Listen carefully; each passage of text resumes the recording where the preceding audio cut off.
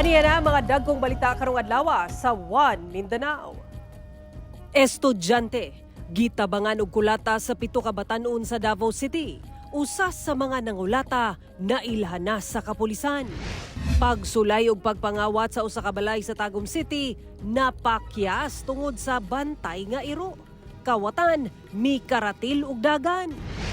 17 anyos nga lalaki patay human gipuspusan og 2x2 nga kahoy sa duha ka lalaki sa Davao City. 14 anyos nga babaeng rider patay samtang duha ka angkas nga menor de edad samdan atol sa disgrasya sa Coronadal South Cotabato. Kapin piso kada litro nga rollback sa presyo sa diesel ipatuman ugma Pebrero 4. Apan presyo sa gasolina musa kasabog halos piso kada litro. Ito ang GMA Regional TV 1 Mindanao. Mayong hapon Mindanao, ako si Sara Hilomen Velasco. Usa ka 17 anyos nga lalaki ang patay human gitabangan og puspos og kahoy sa duha ka mga lalaki sa Barangay Kalinan proper sa Davao City. Kung ngano atong sayron sa report ni Argil Relator live. Argil. Sara, Igor amatod pa ni balos ang mga sospek pinaagi sa pagpuspos og 2x2 human ang usa kanila giunahan matud pa pagsumbag sa biktima. Wala na'y kinabuhi nga naghigda sa dalan dihang naabdan sa mga otoridad. Kining 17 anyos nga lalaki human gipuspusan matud pa og 2x2 sa Roman Diaz Street sa Barangay Kalinan proper, Davao City, Domingo sa kadlawon. Sa investigasyon sa Kalinan Police, nag-inom matud pa sa gawa sa usa ka bar ang duha ka mga sospek sa dihang kalit lang miabot ang biktima ug laing usa pa kakauban. As per info, gisumbag ni nga suspect sir na sa mga biktima. Tumutong kitabangan siya sa kanang puspo sa 2x2. Motoy kanang resulta, motoy rason kung anong namatay kining maong biktima. Wala na siya naabting nga buhi pa sa ato ang mga niresponde ng mga paramedics team from Central 911. Sa hot pursuit operation, naaresto ang 31 anyos o 33 anyos ng mga sospek sa ilang girantahang balay sa samang barangay. Midumili na nga muhatag og pahayag ang mga sospek kinsa pulos na priso na sa detention facility sa Kalinan Police Station. Kasong murder ang pasangat batok kanila.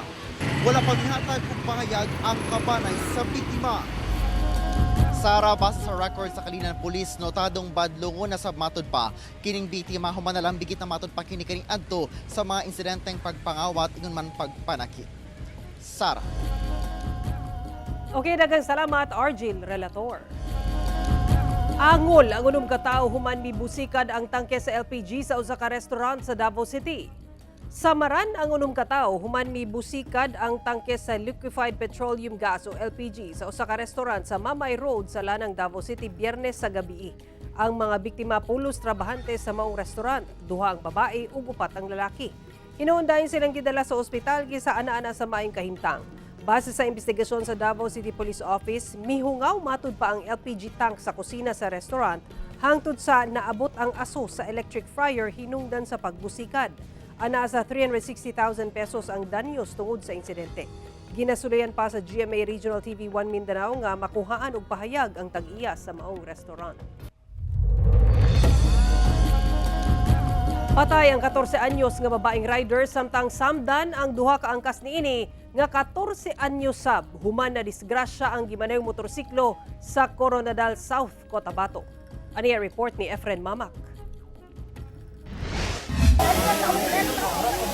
Nagbuyod na kining 14 anyos nga babaeng rider sa kanal sa usa ka kalsada sa Barangay Assumption sa Coronadal South Cotabato pasado alas 3 Biyernes sa hapon.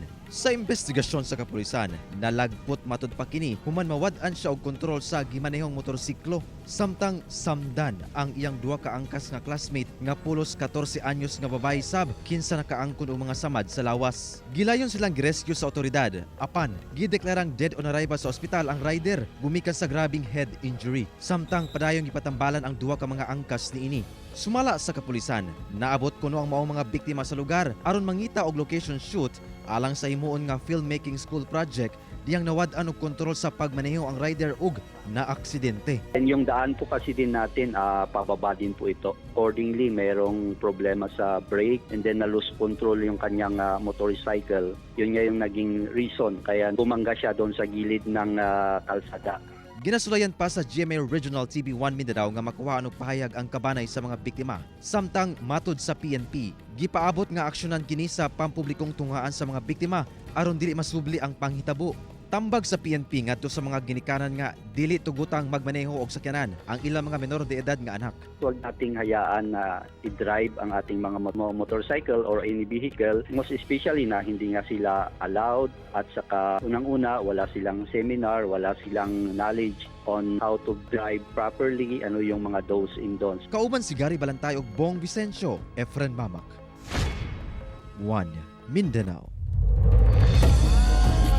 Patay ang tulo ka sospek samtang samdan ang duha ka pulis diyang misangpot sa engkwentro ang pagsilbi og warrant of arrest sa Tagum City, Davao del Norte. Ang mga sospek gun for hire sumala sa kapulisan. Adi ang report ni John D. Esteban. Patay ang dunay arrest warrant sa kasong murder nga sila Norman Sakin ug Rosendel Cañete sa Barangay Visayan Village, Tagum City, Davao del Norte. Biyernes sa gabi, January 31, human matud pa misukol sa kapulisan. Base sa report sa Tagum City Police Office, iguraon ta magsilbi og arrest warrant ang kapulisan apan nagpabuto-batod pa sa iyang pusil si Sakin. Naigo ang duha ka personnel sa Special Weapons and Tactics o SWAT. Rason nga mibalos ang kapulisan, patay si Sakin. Samtang si Cañete ugwa pa mailhing kauban nakadagan maong gigukod sa kapulisan. Nagbinaylo ay pa og pabuto og pusil ang mga suspek ug otoridad hangtod sa napatay si Cañete. Ang iyahang kauban nakaikyas apan ato sa hot pursuit operation na sayran nga nagtago sa kasagbutang bahin duol sa creek. Apan nakamatikod kini og namusil. Mibalos ang kapulisan og naigo kini. Nadala pa kini sa ospital apan namatay ra gihapon. Sumala sa Tagum City Police Office ang duha ka napatay nga suspect ang dunay arrest warrant. Mga gun for hire. They are monitored as gun for hire. Marami na to silang napatumba.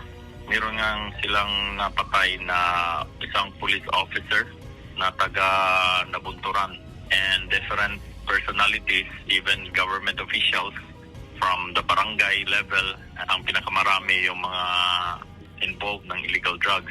Sila yung ina-hire para bumira doon sa mga nagkakautang ng illegal drugs. 2019 pa na monitor ang mga kalihukan sa mga sospek. Ug gani, nadakpan na matud pa sila ni atong 2022 tungod sa paglapas sa Republic Act 10591 o illegal possession of firearms apan nakapiyansa. Dahil malakas din yung mga impluensya nila, nakapagpiyansa lang to sila. Kung nakabalaya na, yun na, mahirap nang hagilapin. Sir, have you identified already who's behind them? Wala pang talaga na direct personality kasi ano lang sila, tumatanggap sila ng trabaho. Basta may pera. Samtang, gipasilunggan sa Police Regional Office 11 ang duha ka pulis nga nasamdan tungod matud pa sa kaisog ug commitment nga gipakita niini taliwala sa karisgo sa ilahang trabaho. Ang duha giilang sila Police Senior Sergeant Evan Tapayan, kinsa naigo sa walang bukton, ug si Police Corporal Jason Baliad, kinsa naigo sa tuong paa. Silang duha nakadawat og medalya ng sugatang magiting. Nakadawat sab og kinatibuk-ang 150,000 pesos financial support ang matag usa kanila ug libre na ang galastuhon sa ospital. Jandy Esteban, 1 Mindanao.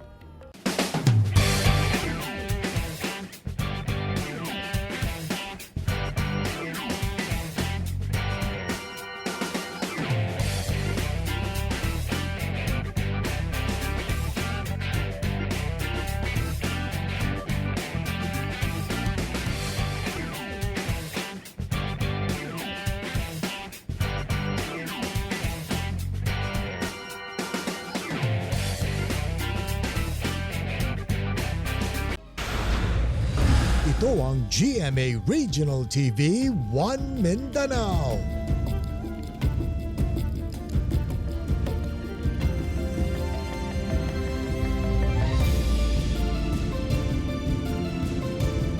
Patay ang usa ka amahan, lakip ang iyang mga menor de edad nga anak ug pag-umangkon human gipamusil sa mga sospek samtang padulong unta silang umahan sa Carmen, Cotabato. Dead on the spot ang 29 anyos nga amahan, lakip ang iyang 8 anyos nga anak nga lalaki. Human gipamusil sa mga sospek sa Barangay General Luna, Carmen, Cotabato pasado alas 9 Sabado sa buntag.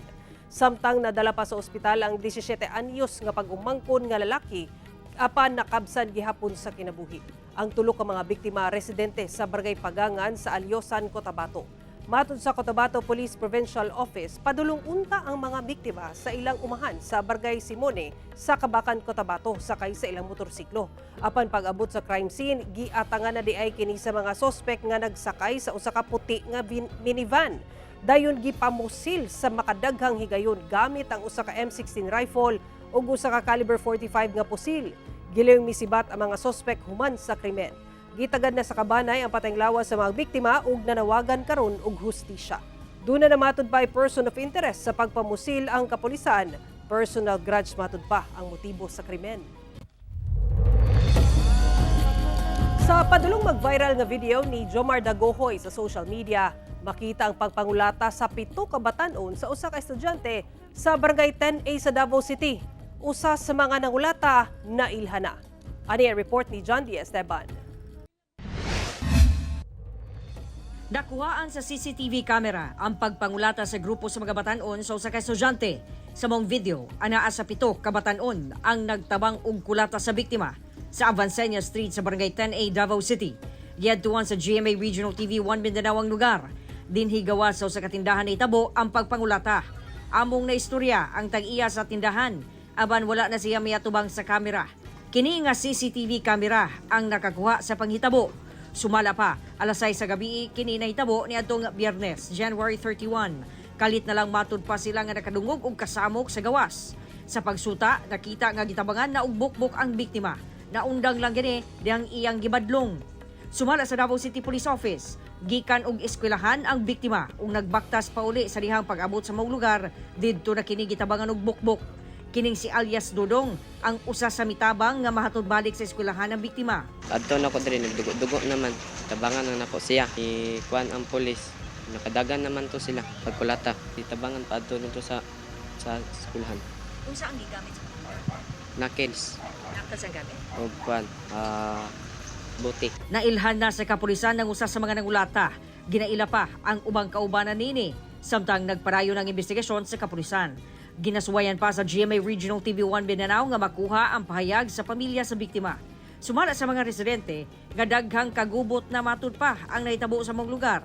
Sagad mga batanon ang nalambigit. Kasagaran man gud diri halos sa kasimana naaygoy mahitabo nga gubot. Kasagaran estudyante. Mata ka nang naay magrubing diri pirmi. Ay magrubing para hadlok man na sila sa mga magrubing diri maski sa barangay na lang gud. Usa sa mga ginatutukan sa DCPO, mao ang mga minor de edad nga nalambigit sa kagubot o kasamok. Dili man tanan nga kanto sa akong hiingon ma'am no, dili man tanan nga kanto ang butangan og kanang kapulisan. Unang kailangan ginato ang tabang ma'am no from the barangay officials, especially sa gabi hangtod naon ma'am no nga tabangan mi sa pagpanronda pagrubi sa mga areas nga naay mga reported incidents sa mga batanon. Nanawagan sab ang kapulisan sa mga ginikanan nga bantayan o monitoron ang ilahang mga anak, labi na ang mga minor de edad. Number 1 responsibilidad ang mga ginikanan nga bantayan ang ilang mga anak, especially nga lapas na sa oras ma'am no sa curfew nga naata diri sa atong sila sa Davao. Kauban, si Bebot Kahes sa kamera. John D. Esteban. 1 Mindanao. Patay ang usa ka motorrider samtang samdan ang laing motorrider nga giingong naglumba sa General Santos City. Kini man nagbangga ang duha nila ka motorsiklo ug nakadamay pa og usa ka tricycle. Ato sa insidente, 4 ka sakay sa tricycle naangol sab. Nakaalerto si Efren Mamak.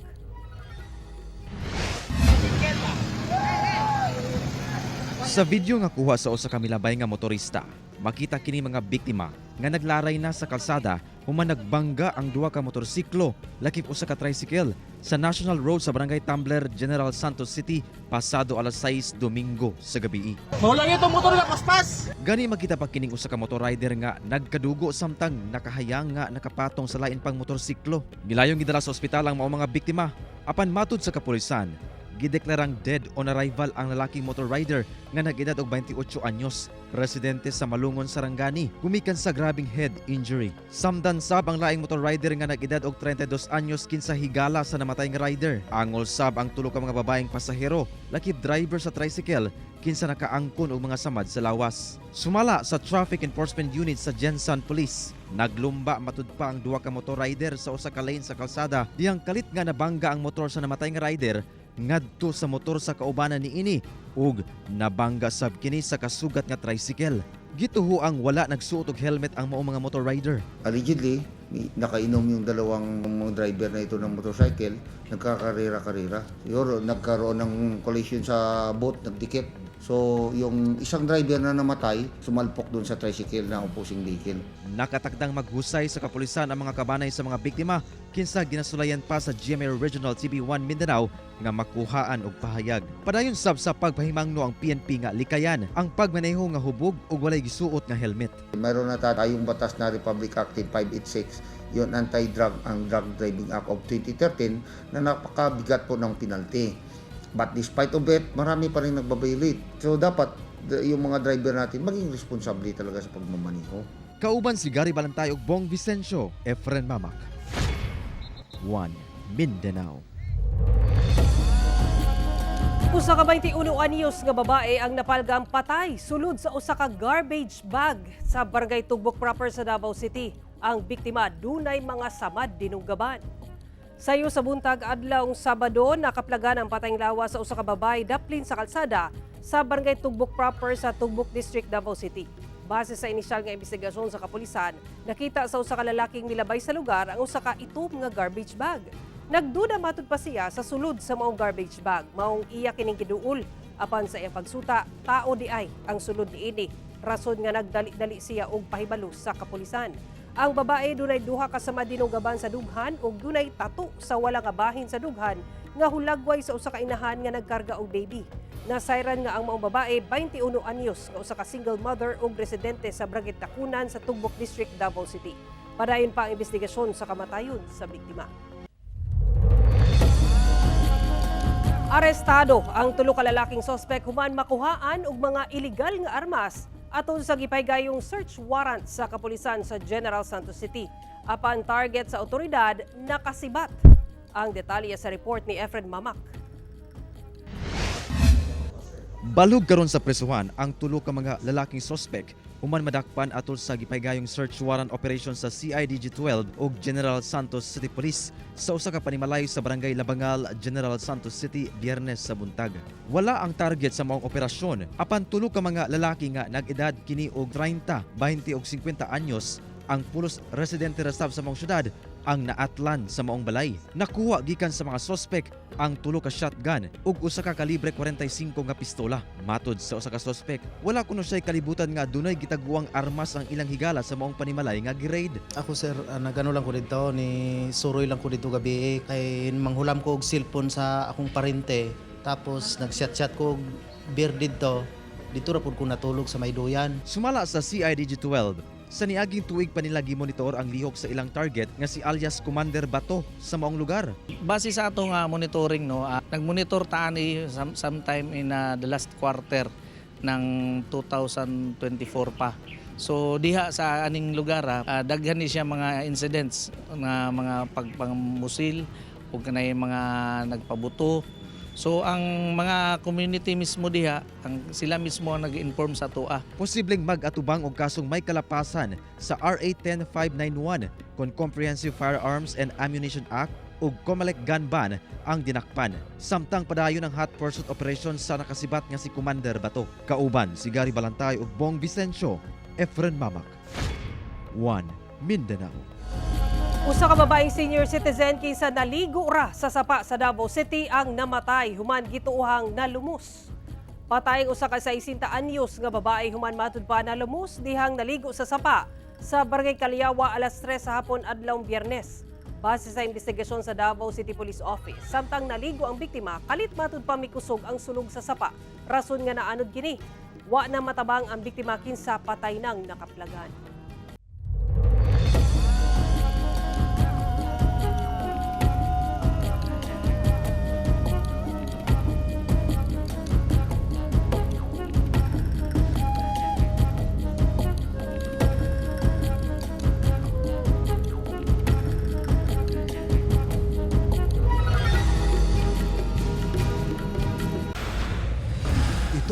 GMA Regional TV 1 Mindanao.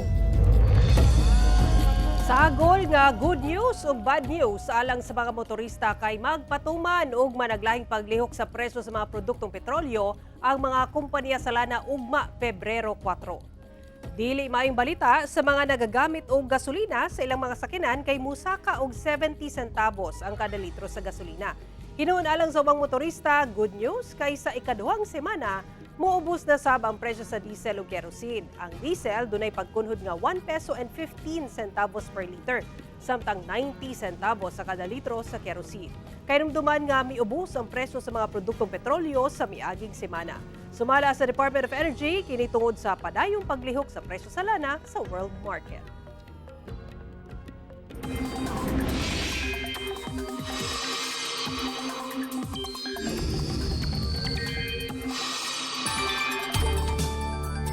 Padayong magdala og mga pag-ulan sa Mindanao ang easterlies. Sumala sa pag-asa, mihinay ang amihan nga nakaapekto sa panahon sa Luzon. Apan padayon ang epekto sa easterlies o ang init nga hangin gikan sa dagat Pasipiko nga makaapekto sa panahon sa Mindanao. Base sa datos sa Metro Weather, dunay katag-katag nga pag-ulan sa Sulu Archipelago, Zamboanga Peninsula, Sorsogon, Caraga ug Davao Region. Posible gihapon ang mga kusog nga pag-ulan. Busa mahimong alerto sa pagbaha o landslide. 5 ka persons deprived of liberty kon PDL sa El Salvador City Jail migraduar sa usa ka reformation program sa BJMP. Naglaom ang BJMP nga mahimong mahinungdanon sa komunidad ang mga PDL panahon nga makagawas na sila. Ang detalye sa report ni James Paulo Yap. Gipailawom sa 18 kaadlaw nga reformation program sa Bureau of Jail Management and Penology kon BJMP ang 5 ka mga persons deprived of liberty kon PDL sa El Salvador City Jail. Sila ang mga PDL nga nakapaubos sa plea bargaining agreement ug nakatakda na nga mugawas sa prisuhan. Ang katatagan, kalusugan at damayan sa komunidad o kikidiki. Usa sa programa nga mag-andam sa usa ka PDL aron mahimong mahinungdanon sila sa ilang pagbalik sa komunidad. Gina-prepare sila for their eventual release sa atong community, for their integration back to our community. So, nadili na sila mobalik sa ilang daan na bisyo. Kinimatod pa ang unang higayon nga napatuman ang maong programa sa El Salvador City Jail. Busa malaumon sila nga maghatod kini og positibo nga epektos sa mga persons deprived of liberty, lakip na sab sa ilang mga pamilya. Gina-promote sab karon sa maong pasilidad ang klase-klaseng livelihood activity sulod sa maong prisuhan. Sama na lang niining TESDA assisted garden sa mga PDL na adunay tanom nga talong, kangkong, pechay ug sili.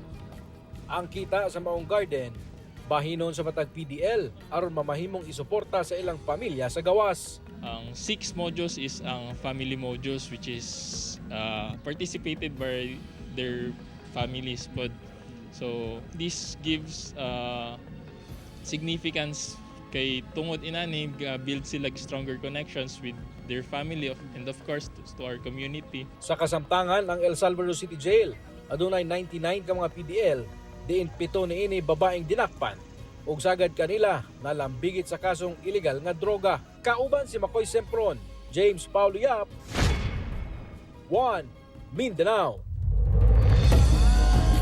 Dula 10 million pesos nga kantidad sa gito ang smuggled nga sigarilyo ang nasabat sa kasundaluhan ug kapulisan sa checkpoint sa Lanao del Sur. Sikop ang duha ka mga individual nga sakay sa usa ka wing van truck human naharang sa mga personal sa 64th Infantry Battalion ug Calanogas Municipal Police Station sa usa ka checkpoint sa Barangay Piksan, Calanogas, Lanao del Sur pasado alas 4 sa kadlawon adlang Huwebes. Sumala sa mga otoridad nga usa ka tip ang ilang nadawat nga dunay mga ipalusot nga sigarilyo gikan sa Picong, Lanao del Sur nga ihatod paingon sa Marawi City sakay sa usa ka truck. Hinungdan nga giharang sa kapulisan ang maong truck tungod wala kini plaka. Mikabat sa 570 ka mga karton o 28,500 karim sa gituang smuggled nga sigarilyo ang nakuha gikan sa duha ka dinakpan nga nagkantidad og kapin 9.4 million pesos. Naglusad si Kapuso reporter host Nelson Canla sa iyang libro nga mitutok sa kultura sa mga tausog. Dunay titulo nga Si Migoy ang Batang Tausog, ang unang libro nga gilusad ni Nelson. Bida sa maong children's book ang kultura ug pagkaon sa mga tausog. Inspired ang istorya ug mga imahe niini sa life story sa bana ni Nelson nga si Chef Miggy Cabel Moreno nga usa ka advocate sa Mindanaoan cuisine. Sa book launch ni atong weekend, dunay reading session ang co-author o sister-in-law ni Nelson nga si Dr. Maria Isabel Cabel Moreno Go. Nagdemo sab sa pagluto og tausog dish si Chef Miggy. Mo kato mooling balita sa Mindanao karong adlaw. Mamahimo ninyo kini makita pag-usab pinaagi sa pagbisita sa official website sa GMA Regional TV o bisitaha ang among official YouTube channel ug i-click ang subscribe button para sa pinakaulahing balita. Daghang salamat sa atong mga kapuso sa Mindanao nga nagalantaw kanamong sa atong mga kapuso abroad. Padayon lang sa pagtutok sa mga lokal nga balita matag adlaw tungod sa GMA Regional TV, Local News Matters. Kami ang GMA Regional TV 1 Mindanao, tibok pwersa para sa mas dakong misyon ug mas halapad nga pagserbisyo sa nasod.